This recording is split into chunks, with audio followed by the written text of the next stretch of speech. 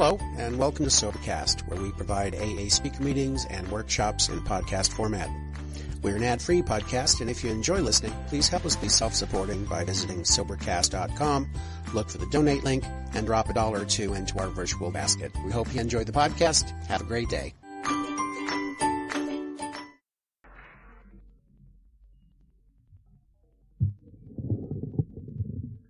My name is Supriya. I'm an alcoholic. Alcoholics Anonymous is a fellowship of men and women who share their experience, strength, and hope with each other that they may solve their common problem and help others to recover from alcoholism. The only requirement for membership is a desire to stop drinking. There are no dues or fees for AA membership. We are self-supporting through our own contributions. AA is not allied with any sect, denomination, politics, organization, or institution, does not wish to engage in any controversy, neither endorses nor improves any causes. Our primary purpose is to stay sober and help other alcoholics to achieve sobriety.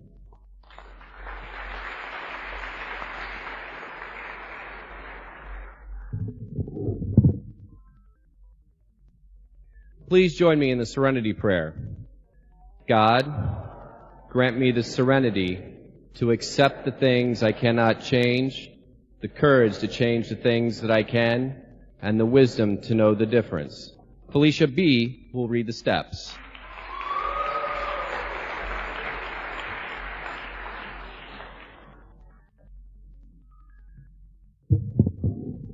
I'm Felicia. I'm an alcoholic.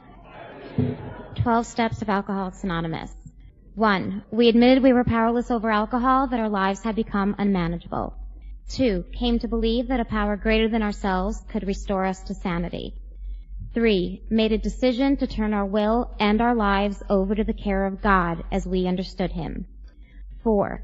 Made a searching and fearless moral inventory of ourselves.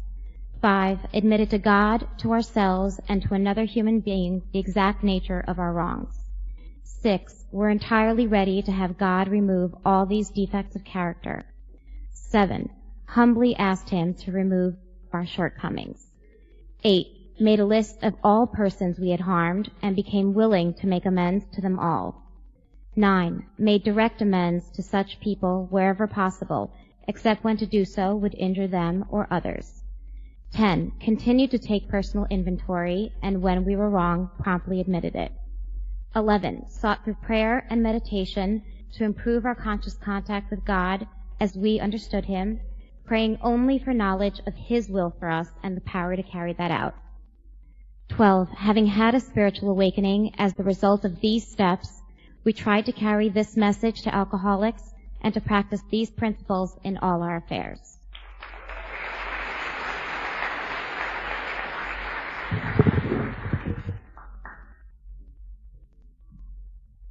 Joel M. will read the traditions.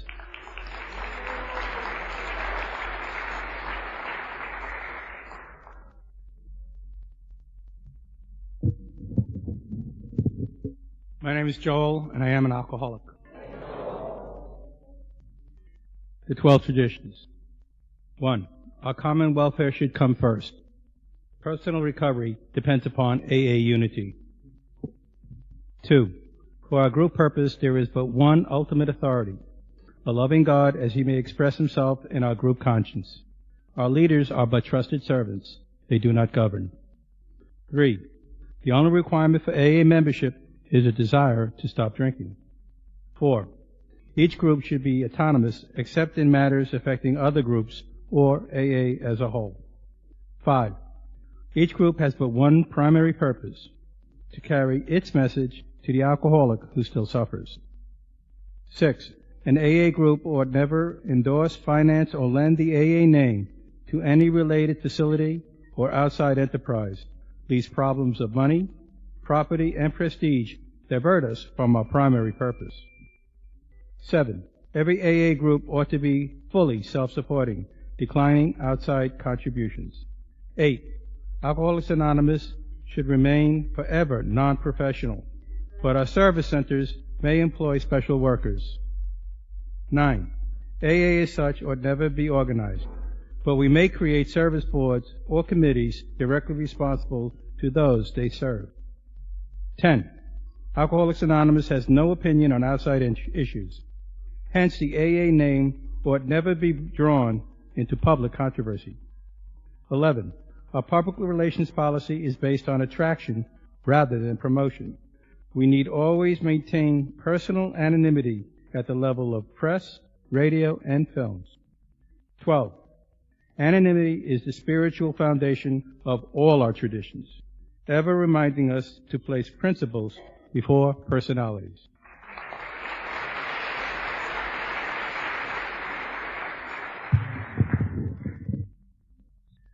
The format of this meeting is 2 10-minute speakers, followed by our information break, and then our main speaker, who will speak for 30 minutes. Our first 10-minute speaker is Todd A.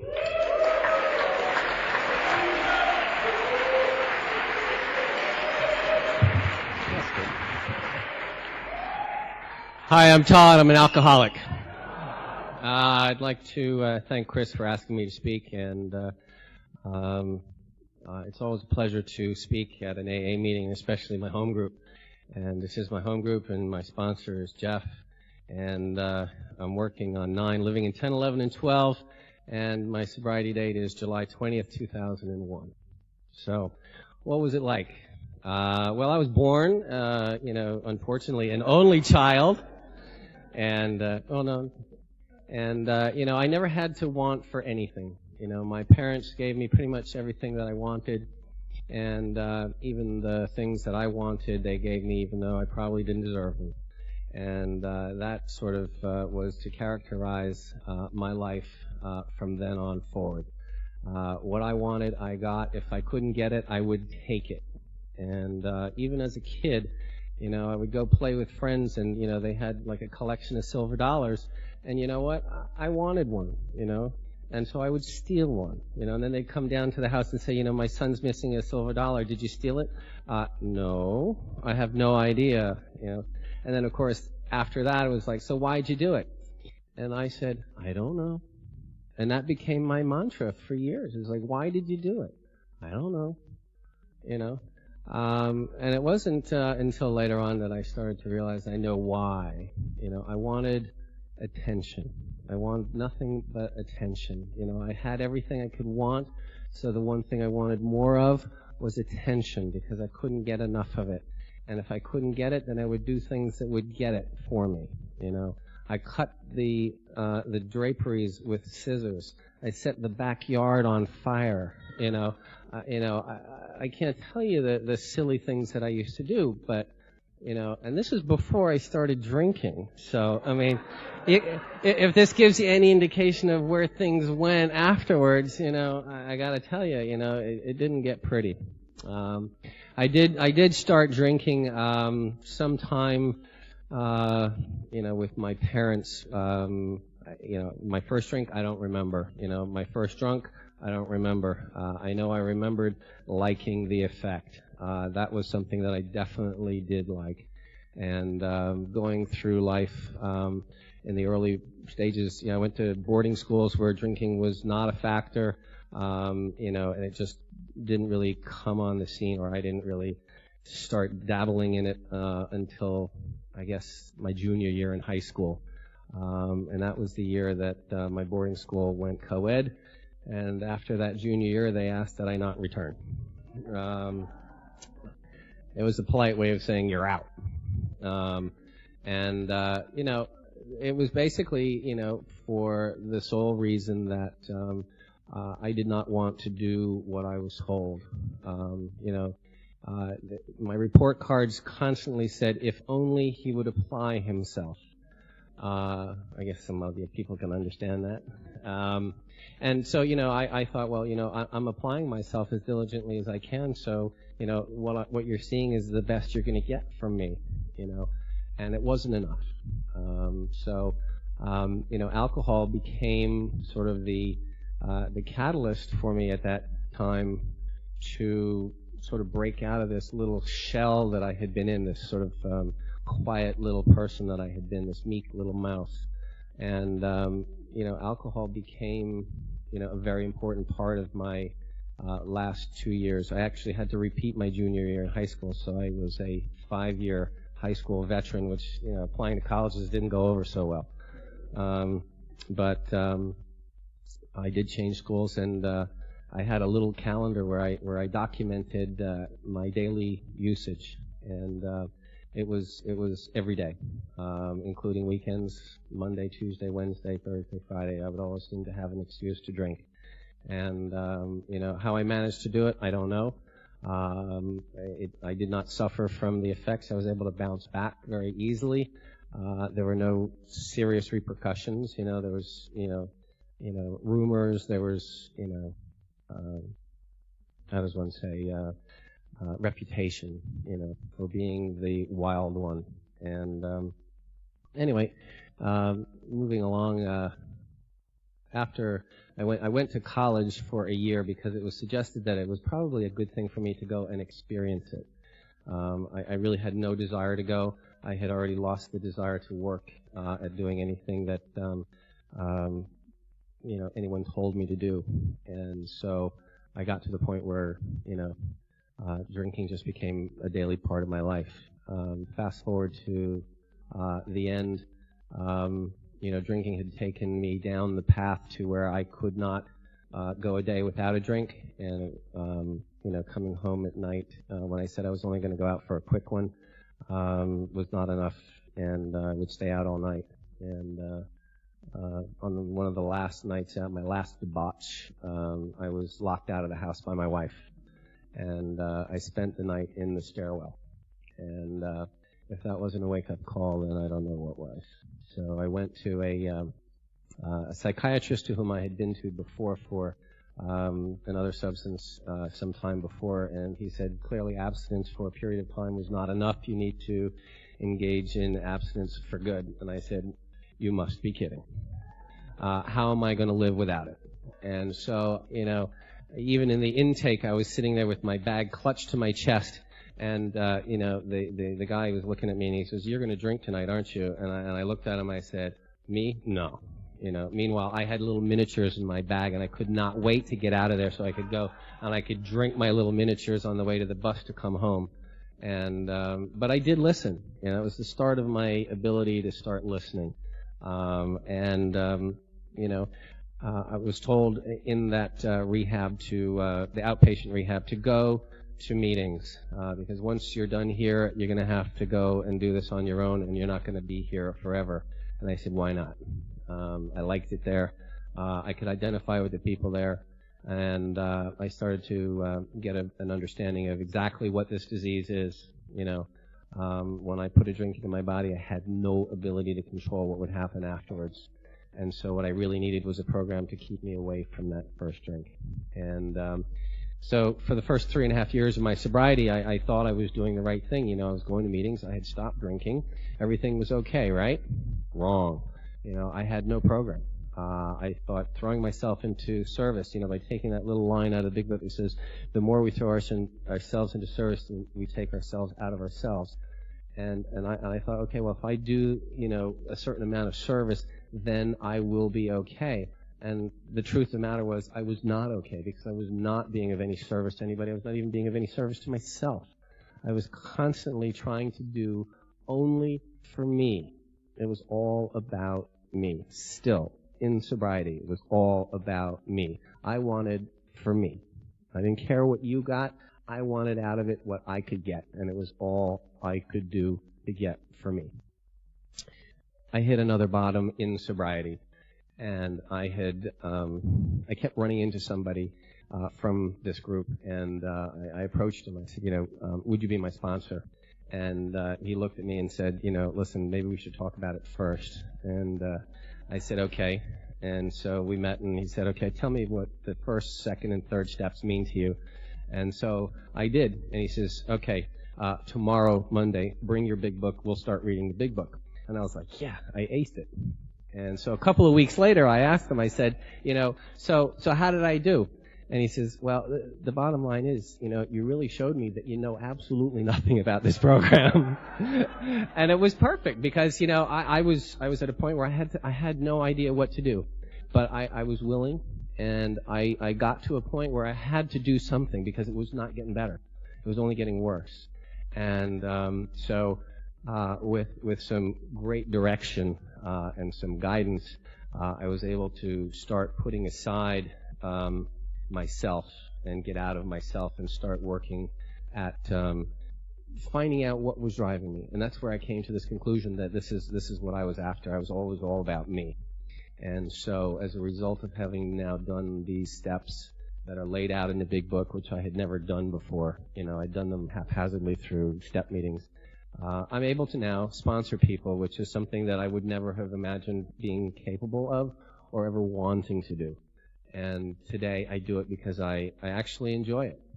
I enjoy working with others, and thank you to all my sponsees for being there and for entrusting me with helping them out, because without this program I would be nowhere. Without great sponsorship, I would not be willing to face the truth, about myself or about how I fit into the world around me. And as Jack Nicholson said, you can't handle the truth. So thank you very much. I'm glad to be here.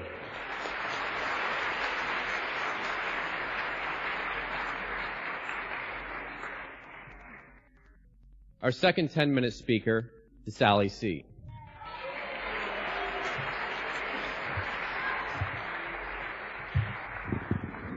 Thank you, Sean. Thanks, Todd. Hi, I'm Sally, and I'm an alcoholic. And I'm very excited to be here. My sobriety date is April 23rd, 2005. My home group is Atlantic Group, and my sponsor is Janine from 79th Street Workshop. I always like to start when I speak saying that I drank for over 35 years. It's a long, long time. That's longer than, most of you were alive that are in this room. And today, I don't drink. I've gone 22 months without a drink. It's a miracle. I am so grateful to be standing here tonight. You have no idea, or I'm sure you do. If you came here tonight and you're new, you're in a safe, wonderful, loving environment. If you are a little scared by all the happy people, don't be. It's just that the solution and the hope and the love for this disease lies in this room. And it's yours. It's yours. You're here. I began drinking, I grew up in a small middle class town, middle class family, not a lot of liquor around. I was an obsessed little child. From the very beginning, I knew what I wanted to do. By third grade, I said, there I was in the middle of nowhere. I said, I'm going to dance in New York. And everybody kind of looked at me and said, yeah. And I knew that's what I wanted to do. And I knew I had to work hard to get there. I needed scholarships to go to college. And I found that I needed to be the best at everything. I needed to be the best cheerleader, the best choreographer, the best actress, the best academically. I just had to be the best at everything. And I didn't really think about it. It was just the way I was. I was very, however, awkward socially, always was. Because no matter what was on the outside and no matter how many accolades I got, I was a very nervous, scared individual, very shy on the inside. And it took a lot of energy to keep up all the things I constantly did. And my first drink happened from the love of my mother, actually. I used to get stomach cramps in high school, and she would give me a shot of whiskey. Yeah, I can't even believe it, actually. With that first shot came warmth, came a mother's love, came the ability to stay home from school and not have to get straight A's that day. And I felt better. The pain was gone. And I didn't know it at the time, of course. I didn't know what it meant. And it didn't become a habit. I did not drink in high school. I was too busy being the best at everything else. I didn't have time to drink. But I kind of wondered what it was like, I saw all the cool kids, and I thought, what does it feel like to be like that? Because by the time I was in high school, I was a really daunting individual. I loved to do everything that I did. But people would look at me and kind of be scared to talk to me. And being shy inside, I was scared to talk to them, and the whole thing came down to everybody said, well, she must be kind of stuck up doing this and doing that and all that stuff. And that's just the way it was in high school. And I vowed when I left high school that I was going to change that. And I was very lucky. I got a full ride scholarship to a great school, and I stopped studying as much and started dancing and acting and singing more, which was what I wanted to do. And I found liquor. I found my first real boyfriend, who eventually I married, and I'm still married to 30 years later, which is amazing. But I found liquor, and all of a sudden, I was not the dork. I was the party girl. And I could drink, and I could be funny, and I could outdrink all the jocks, and all the social anxiety was gone. And I was a dance major, so people didn't have to know that I was smart.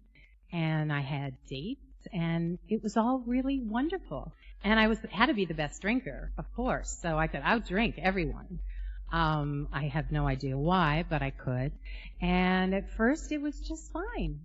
And as I began to drink more and more regularly, I noticed there were hangovers. I never threw up from drinking, and I never missed a class from drinking. I just continued to, God, that goes fast. Fast forward. I just continued to drink and suddenly noticed that I was having worse hangovers. And I would drink when I was happy, drink when I was sad, drink when I was in between, reward drink all the time. I was a very functional alcoholic. I went on to New York to have a successful career, to dance on Broadway, and to do all these wonderful things. But I also toured in the business. And what do you do in Pocatello, Idaho, when you finish the show at 11 o'clock? You drink. And so drinking became more and more, I'm going to finish this and I'm going to drink. I'm going to finish that, I'm going to drink. When I had a problem, I drank. And I could never seem to get enough. When everyone else quit, I was still going. I was one more drink and one more cigarette, baby. And that's the way I lived. But I was able to function. And that, I wish I hadn't been able to function, but I was able to function. And as I got married in my 20s, had a wonderful career, went on. My 30s were about raising children, had 2 wonderful children and a wonderful husband who also traveled a lot. He was gone about 6 months a year. And that took its toll, whether I've looked back now and I realize that. I had a wonderful support group of people, but all my friends drank. And so there's a lot of reward drinking when you're raising kids. Oh, I made it through the day. I'll have a drink. Well, I can't quite make it through the day, so I'll have a drink at noon. And that's kind of the way it goes. But still, in my 30s, I was there. I was a hands-on mom. I loved it. I took time off from auditioning and working, and I loved it. But you know what? My story is about denial. I denied the times I blacked out. I denied the times I started not to remember. It's about progression. I don't know when the line happened. I don't know when I crossed that line. When I didn't want to drink. I needed to drink. I really needed it, and it was an awful feeling. I started living what we all talk about all the time, the kind of double life where I was on the outside appearing to be okay, and on the inside I was not okay. I was still shy. I was pushed into all these situations where I was socializing. I was uncomfortable. I couldn't socialize without a drink. I couldn't go to dinner without a drink. Every occasion was about the drink. It was sad, but that's the way it was. And by the time I got to my 40s, things were getting really bad. I had no longer small children. I had teenagers. People were dying in my family. There was a lot of disease. I wasn't working as much. I was getting older. And every time any thoughts of any of those things came into my life, I drank. I didn't drink in bars. I drank at home. My life was just going from this to this. I was living between my bed and my bathroom. People were constantly telling me that I was drinking too much, and I was in denial. And I had a family. I had a lot of love around me. I had a career, wonderful friends. If this disease was about how much you loved or how many people were there to hold you up, I wouldn't be here. It's a disease. I drank because I'm an alcoholic. I drank too much because I'm an alcoholic. I drank irresponsibly. I put my kids to bed. I thought I did my job, and I would get completely wasted and fall asleep, never to be woken up. I was spared the yets. I didn't crash cars. I didn't kill anyone. There were no emergencies I couldn't handle, but I was losing myself. I was losing my soul. I was doing less. I was going out less with my husband. He was leaving me home more. For obvious reasons, I couldn't be trusted, and I ended up in rehab 1 minute. My husband plunged me into rehab. I went, where's the little girl who could do everything the best? What am I doing here? How did I end up here? You know what? I didn't want to stop drinking. I didn't want to stop drinking, but I wanted to stop the pain. I had lost my soul. When I went in, I couldn't shower. I couldn't walk the dog. I was completely not functioning. I couldn't make a sentence. I was an anxious mess. But I found angels along the way. And you'll find angels too. I found a wonderful roommate in rehab, a wonderful roommate who held me up. She connected me with a sponsor who held me up. I found the rooms of AA, and I said, you know what? Doing it my way didn't work. It doesn't work. I'm going to be dead if I don't listen. And I started to listen. And I listened all the way through rehab. I was an anxious, depressed mess. But I just kept coming. Everyone told me if you just keep coming, you'll get this. By osmosis, I got it. I'm here. I'm happy. I'm joyous. I'm free. And this works. And I wish I had more time. I love you all. Thank you so much.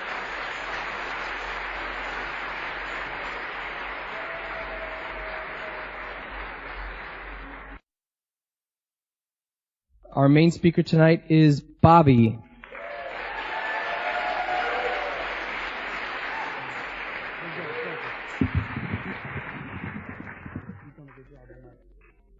My name's Bobby, an alcoholic. My home group is the Underground Group. We meet at the Old Pine Community Center, 4th and Lombard in South Philadelphia. Tuesdays, Thursdays, and Fridays at 8 o'clock. If you're in the neighborhood, please stop by. We'd love to have you. I have a sobriety date of June 2nd, 1988. I'd like to thank the group for again inviting me up. I've been here a couple times in the past. And so I will tell you in a general way what my life was like as an active alcoholic, what happened to me, and what my life is like today as a sober member of Alcoholics Anonymous. I was born and raised in a very blue-collar, very ethnic neighborhood in Philadelphia. I got 7 brothers and sisters. We had no booze all in the house. My father did not drink, and my mother could not drink. Besides being pregnant for almost 10 years. Well, seriously. There are 8 of us within a 10-and-a-half-year span. I have a sister who's 11 months older than me, and I am 11 months older than my next sister. It's Irish octuplets. So besides being pregnant all those years, my mother also suffered from a history of mental illness and abuse prescription medication. And because my father did not drink, he was smart enough not to have any booze in the house. His parents, my grandparents, his parents lived around the corner from us, and that's where all the family functions were held. Their basement was finished as a bar, their graduations, their christenings, and that's where I had my very first drink. I loved going there. My father was from, he had 10 brothers and sisters. My mother was from a smaller family. She was one of 9. But we always gathered at my grandparents', and every other weekend there seemed to be a party. I mean, a cousin, somebody was having a birthday. And I just loved the music. I loved everything about the excitement there. And I loved my grandparents. My grandparents were immigrants, so my friends from the neighborhood used to make fun of them because they used to speak kind of funny. But I think if you come to the neighborhood, we're all on the same page. But I loved my grandparents, and I loved the parties there, and that's where I had my first drink. I did not get drunk the first time I drank. I was just a kid. I remember what it was. I was running around the basement bar they had, and I was polishing off. It was the half-empties. It was Ballantine beer. And I remember that because I remember going up to Connie Mack Stadium with my father, and Ballantine used to sponsor the Phillies, and he had that scoreboard in right center field. And it was the attention that I got from my uncles. I mean, I may have gotten a slight buzz, but it was just a little beer I was drinking. But it was my uncles who pointed at me and said, "Look at him, look at Bobby." And that's what I always craved. I never felt a part of. And that's pretty tough to do when you got 10 people living in a small 3-bedroom row home, but I never felt a part of. And that would be true into early recovery. My drinking kind of took off in high school. Most of the kids in the neighborhood went to the local diocesan high school. My parents had sent me to a private Jesuit high school in North Philadelphia. And right away I felt kind of different, because most of the kids who went to the school from affluent families from the suburbs. Just me and a couple of the dirtballs from the neighborhood, we went there. And we had a reputation because we used to walk to school, you know. And so these kids, they were getting dropped off by their parents in their luxury automobiles, and me and the guys from the neighborhood were inside robbing their lockers. And I knew that was wrong. I knew that by the values instilled in me by my parents and by the nuns as a kid, but we did it anyway, you know. And we did stupid things. Like we sold football pools, and if you won, we didn't pay off. And, I mean, what were you going to do? You know, and we thought we were like little gangsters, you know. And I remember my freshman year at the prep. It was September. It was football season. There was an away game. We rented a bus. There was drinking. There was fighting. There was police activity. It was really a lot of fun. And I remember our first day back to school, we all had to go sit at the disciplinarian. And he had us lined up outside the office. He must have about 10 of us outside his office.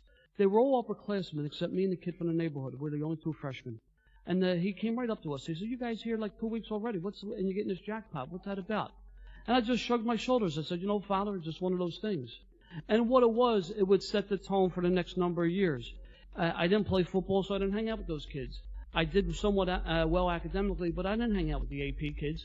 I was there about a week and a half. I found out who the nitwits were, and that's who I hung out with. And that would be the story of my life, you know.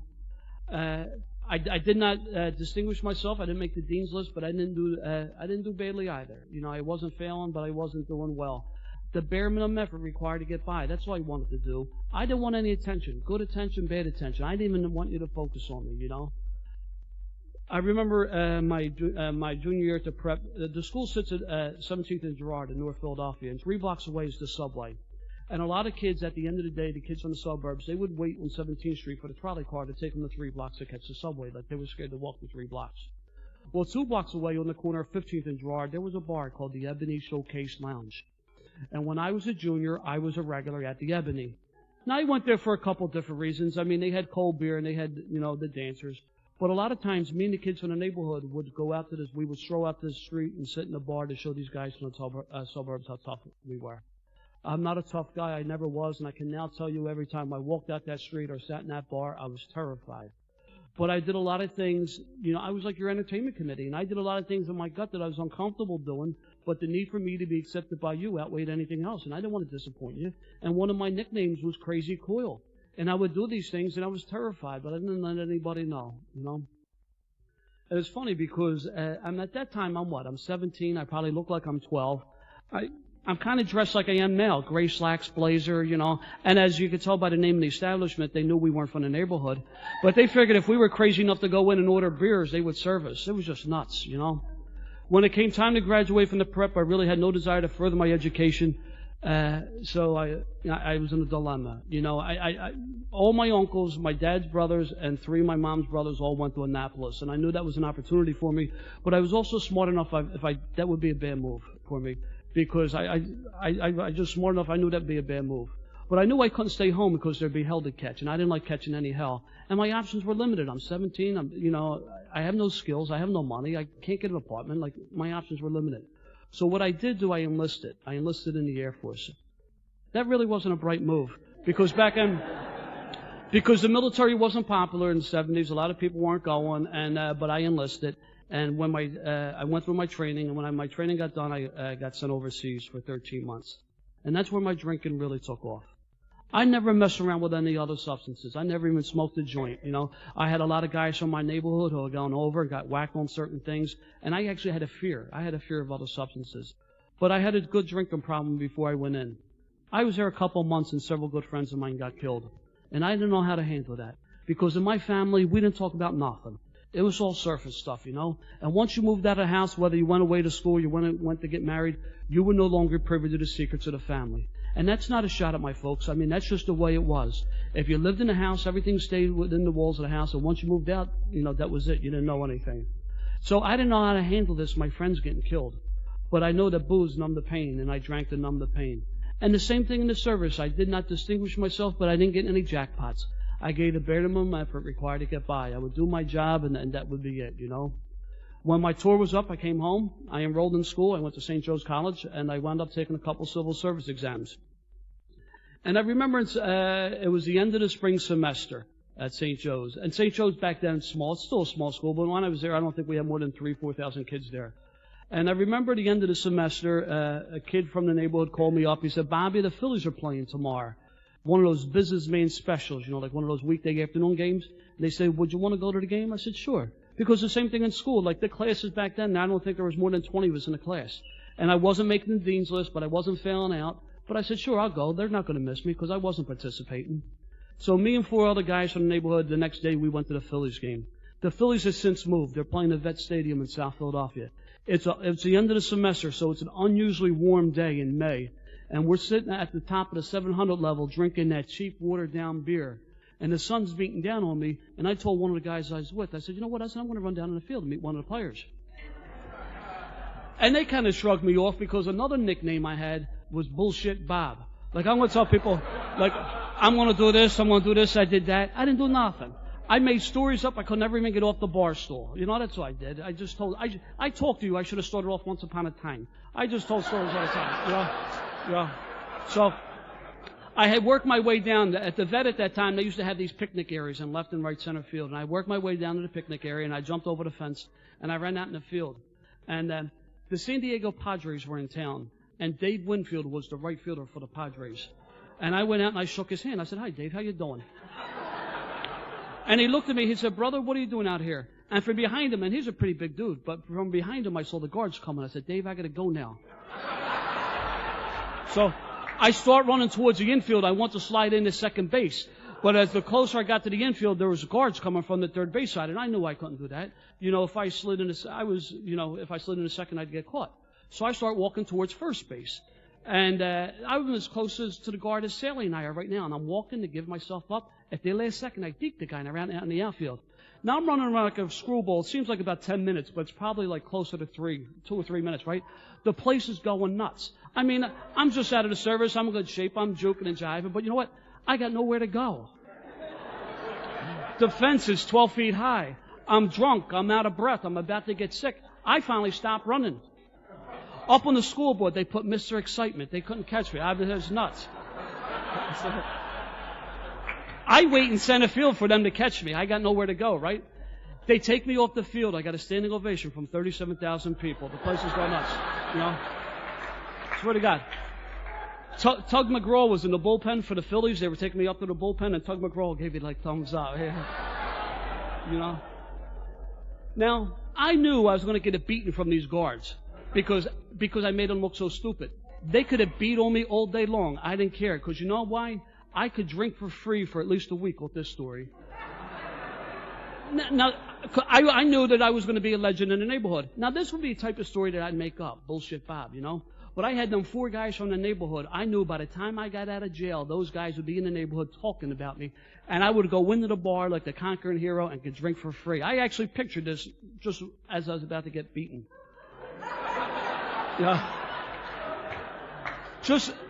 Just when that was about to happen, a Philadelphia police lieutenant showed up. He came down to me. He said, what's the matter with you? He said, are you drunk? Are you high? I said, no, I'm just happy. Just happy to be here. He said, well, you better get your happy ass out of the stadium. So not only did he save me from getting beaten, but he saved me from getting arrested. And that was important because one of them civil service exams kind of panned out. And about 3 months later, I got hired by the Philadelphia Police Department. They was hiring anybody back then. Right? My friend Steve, they was hiring anybody. I got hired. Our mayor at the time was a guy by the name of Frank Rizzo. Frank was a former cop and a police commissioner, and we were 8,300 strong. We could do whatever the hell we wanted to do. He loved us, and it was a great gig. It really was. I remember when we got sworn in, he said, fellas, in your hand, you're holding the ticket to the best show in town. Now, I'm not even old enough to drink.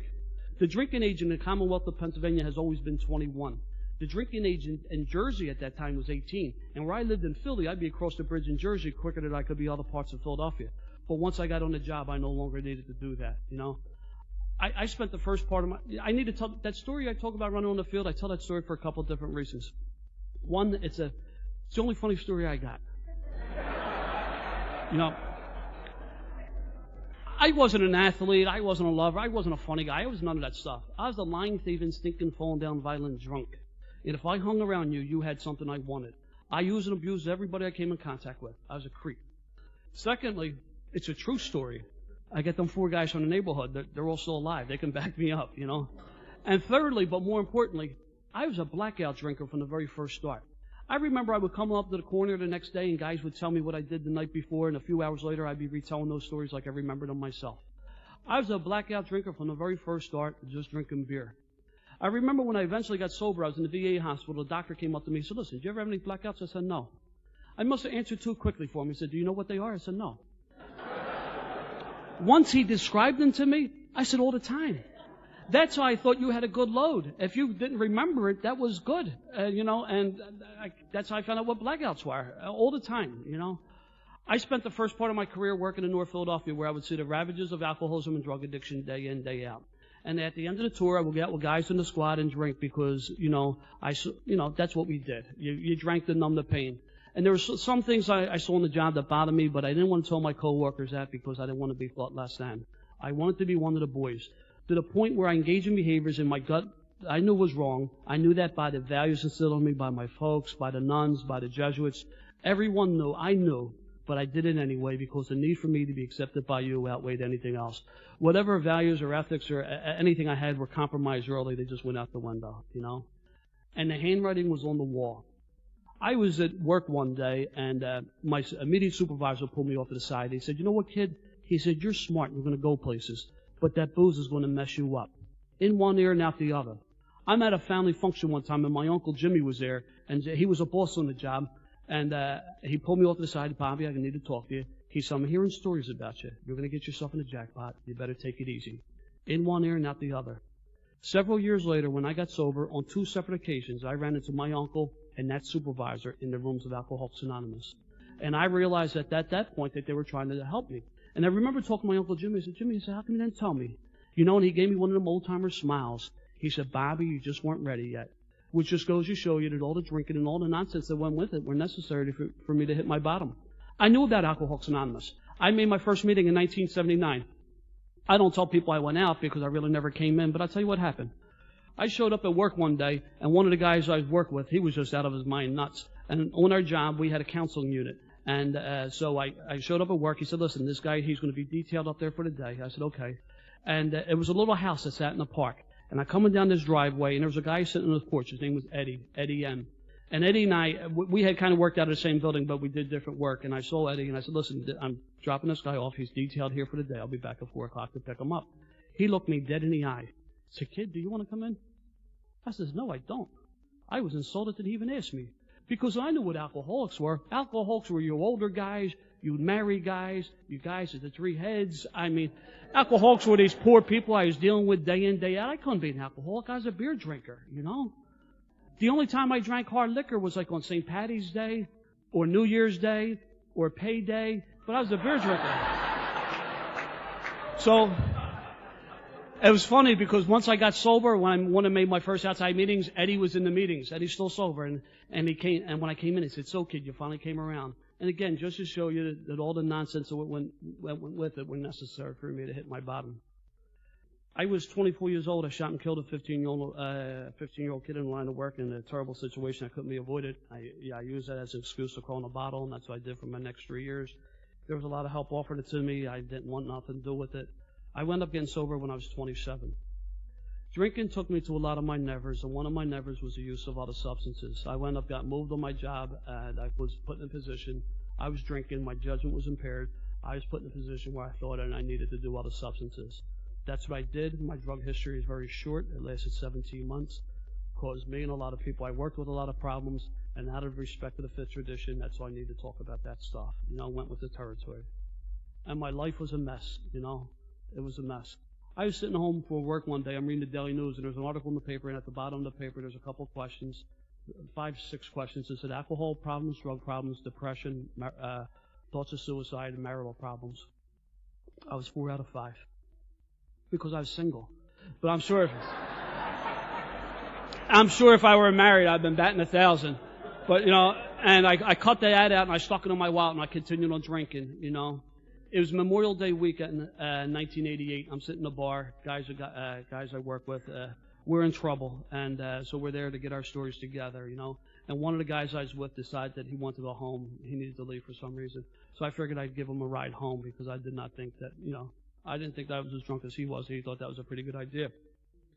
I'm a show-off, always been a show-off, so I'm going to show off my driving skills to this guy. I saw things on television and movies. I would try to do that stuff myself. I now know things are all pre-designed, but I didn't know that then. And it wasn't my car anyway. It was a city car, so I didn't care. So I was going to show off my driving skills to this guy. And I tell you, I wrecked a lot of cars, and the same thing. I mean, I told these whopper stories, man, and they knew that I was lying, but you never fess up, man. You deny it to the end, you know. So I'm driving out the street, and I see a kid riding towards me on a bicycle. He's a couple blocks away, and coming out Poplar Street, it's a one-way street, and up on my left-hand side is a big stone wall. And for some reason, I thought it'd be funny to see this kid jump the curb and grab the wall. I don't know why. I just thought that'd be funny. So I'm playing chicken with this kid, and unfortunately, at the last second, we turned in the same direction. I ran this kid over. As he lied bleeding on the hood of my car, I got out of my car on my nightstick. I was going to beat this kid with my nightstick because I thought he was going to milk me in the city for an insurance claim.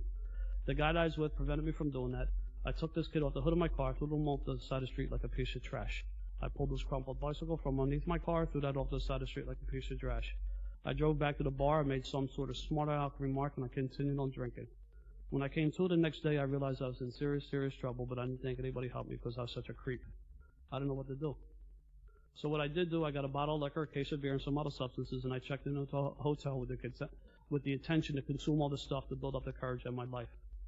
And 3 days later, they're knocking on the hotel door to kick me out. At this point, I'm suspended from my job, so I no longer had access to a weapon, so I couldn't shoot myself. So I walked over to the window. I opened up the window, and I was going to jump out the window. That's how I was going to end my life. When I opened up the window, I remember I was on the 5th floor, and I remembered I was scared of heights. I made 23 jumps in the service. I never overcame my fear of heights. So I went in the bathroom, and I filled the bathtub up with water, and I had a blow dryer, and I was going to pull the blow dryer in the tub and make it appear an accidental electrocution. But every time I would pull the blow dryer into the tub, it would come unplugged.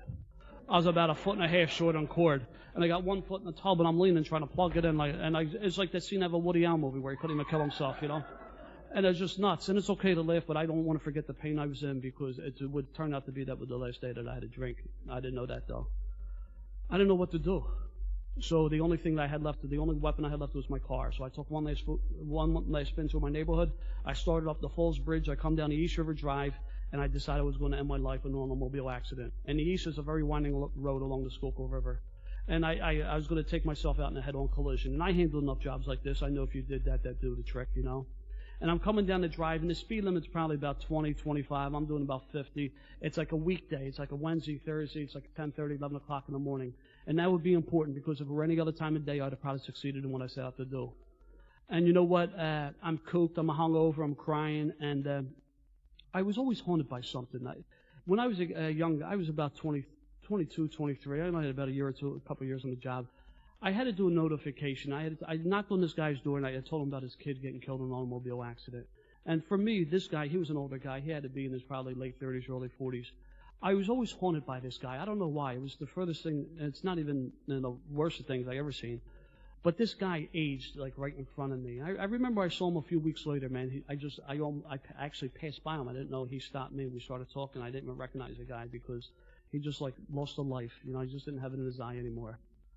As whacked as I was and as much pain I was in, I now know it was my God. Did not know that then. But I knew that I could not inflict this type of damage on an innocent family. I just couldn't do that. But I still needed to end my pain, so I knew I would wrap myself around one of these big old trees I got on the drive because I handle jobs like that. That usually does the trick. I mean, you usually get, evicted, ejected through out of the car. You get run over. You get thrown through the windshield. Those jobs, they're usually pretty good. So, but I just started losing it. I just started crying. And I pulled over at the end of East River Drive, which is Boathouse Row. And I sit behind the wheel of my car and I cry like a baby. And I reached into my glove box where I always had a second gun. It wasn't there. But my wallet was there. And inside that wallet was that article that I clipped out of Daily News about 6 weeks prior. And it's no longer there, but at the end of the last boathouse, one of those old glass enclosed phone booths. And I walked over and I dialed that phone number up. And the woman who answered the phone, I spoke to this woman like I spoke to no one in my life before. I told her the truth. I told her everything that was going on in my life. And she listened patiently, God bless her. And she said, listen, why don't you drive over to Hahnemann Hospital? Somebody will be waiting to talk to you. And I drove over to Hahnemann. That's about a 5-minute ride. And they were waiting for me. And they admitted me to the 10th floor of their psychiatric unit. And I spent about 3 or 4 days there. It got me kind of stabilized. And from there, I got transferred to the VA hospital out in West Philadelphia, 38th and Woodland. And I spent about 6 weeks in their flight deck. And from there, I got transferred to the VA hospital out in Coatesville, where I spent another a few more weeks in their flight deck before I got put into an alcohol and drug ward. When I pulled over that day and made that phone call, Alcoholics Anonymous was the furthest thing from my mind. I didn't think I had a problem with alcohol. I was a beer drinker. I thought if I left I really thought my big problem was this short use of other substances. If I left that crap alone, I'd be okay.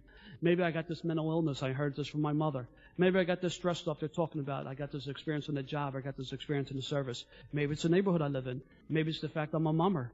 But it can't be alcohol because I'm a beer drinker, and there's no way that you could be an alcoholic drinking beer, you know? I'm in the VA, the drug and alcohol ward. I'm there for about 3 or 4 hours, and I get the arrogance comes in, and I have to get the lay of the land. And I wander into the day room. And in the day room, up on the large window, on the walls of the day room, they had the large window shades of the 12 steps and the 12 traditions. And I zipped through the steps. I had about 6 of them done. I saw the amends. I said, they're screwed. That doesn't apply to me. Well, what later happened that night, 2 men would come up. I would later find out that they were part of the treatment facility committee. I did not know that then. And the moment that the speaker said something in his background that I did not identify with, I could not relate to, I just plain didn't like, I'd immediately tune him out. I was too busy to listen to the messenger and not the message.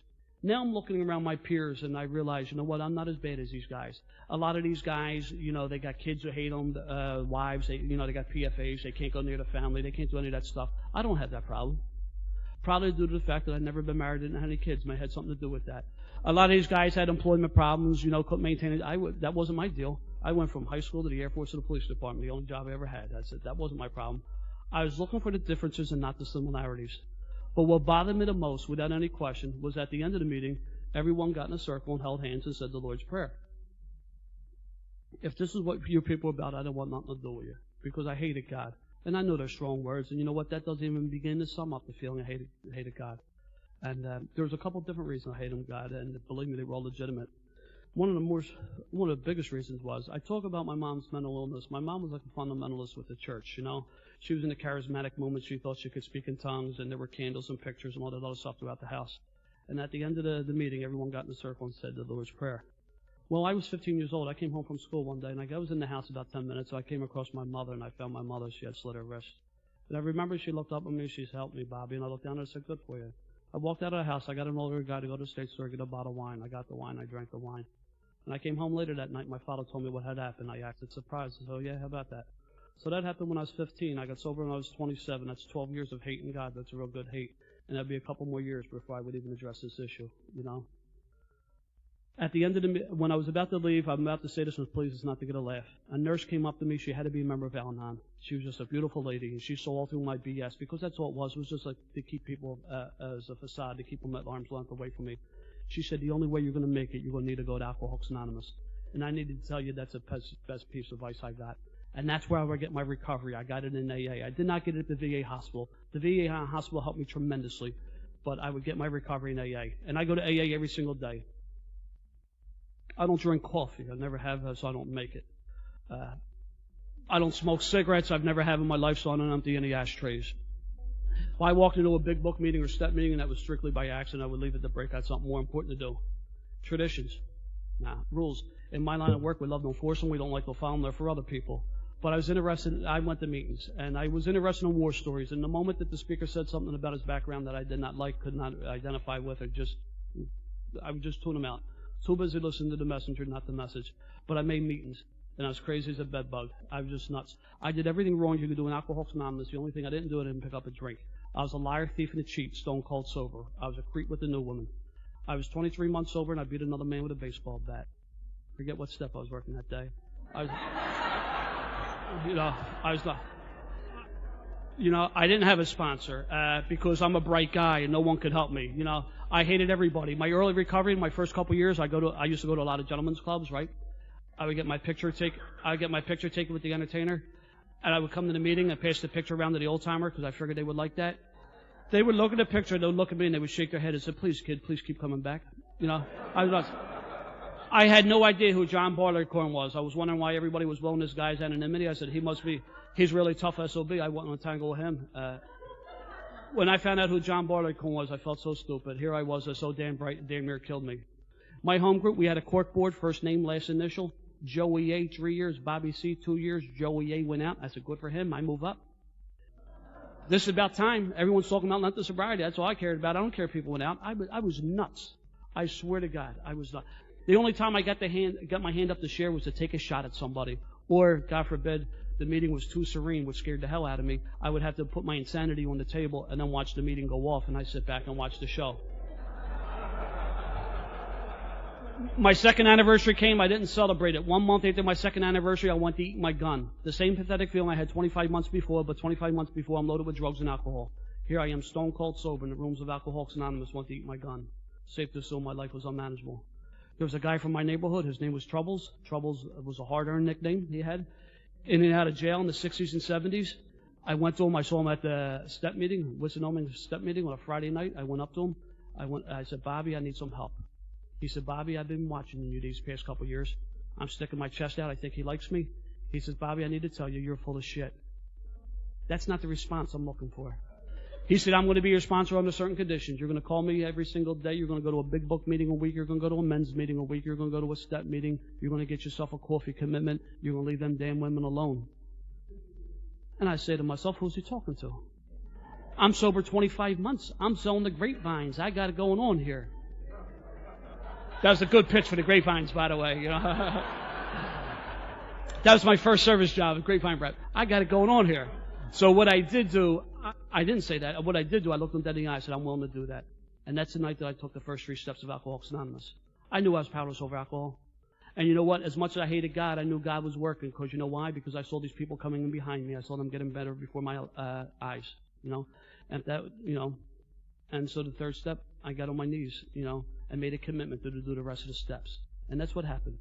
I wound up getting better. You know, things around me may not always, but I got better, you know. I only have a half a minute left.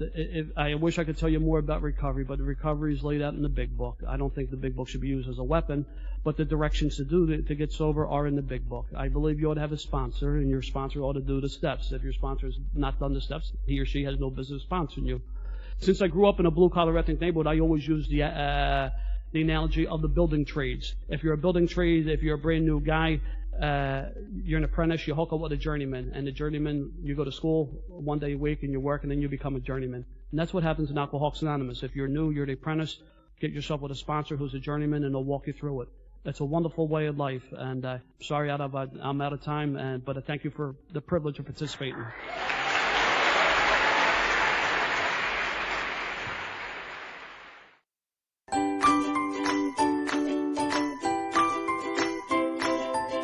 Thanks for listening. I hope you enjoyed the podcast. Sobercast is ad-free, and we'd like your help in order to keep it that way.